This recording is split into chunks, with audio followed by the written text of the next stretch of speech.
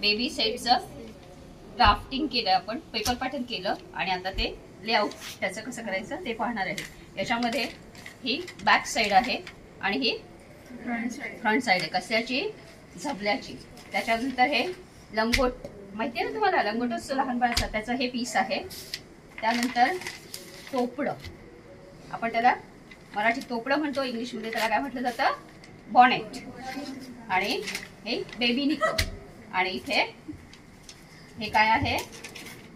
लारेल.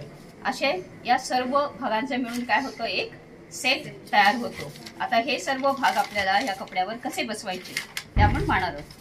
तर इथे आहे ही फ्रंट साईड. फ्रंट साईड ही झबल्याची नेहमी कशामध्ये ठेवायची असते? ओपनिंग मध्ये. तर इथे ही कपड्याची ओपनिंग आहे.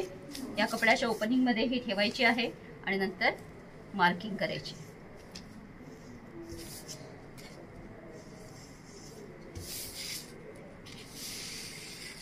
आता लहान मुलाचं ते झबलं असतं ते लूज शिवायचं असतं. ही फ्रंट साईड झाली. त्याच्यानंतर बॅक साईड आहे जी घडीमध्ये असते. हे बघा, अशा पद्धतीने ही बॅक साईड आखायची. त्यानंतर हा एक लंगोटचा भाग आहे, त्याला इथे मार्किंग करून घ्यायची. त्यानंतर आता हा बॉनेटचा अखंड भाग आहे, तो घडीमध्ये कापायचा आहे. म्हणून आपण हा भाग कुठे ठेवणार आहे? इथे.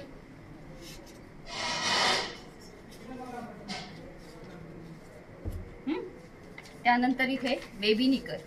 बेबी निकरचा भाग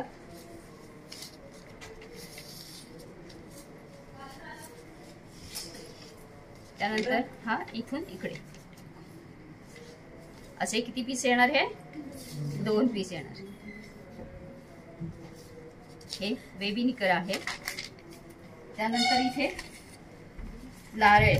लारेळ म्हणजे काय माहितीये ना? त्याला इंग्लिशमध्ये काय म्हणतात? बीब. लहान मुलांची लाळ त्यांच्या अंगावर पडू नये किंवा खाताना त्यांचे कपडे खराब होऊ नये म्हणून याचा वापर केला जातो. अशा प्रकारे हे बॉनेट, इथे बॉनेटच्या वर लाळेचा किंवा बीबचा भाग आखायचा आहे. आता हे सर्व भाग आखून झाल्यानंतर हा जो उरलेला कपडा आहे याच्यामध्ये आपल्याला काय पाहिजे आहेत? सगळ्यांसाठी आवश्यक असलेल्या पट्ट्या, नाड्या. इथे आणि इथे गळ्यासाठी आवश्यक असलेली बायस पट्टी. बरोबर ना? अशा पद्धतीने आणि उरलेल्या कपड्याला तुम्हाला ज्या ज्या ठिकाणी आवश्यक आहे त्या ठिकाणी याच्या काय कापायच्या आहेत? पट्ट्या कापायच्या आहेत.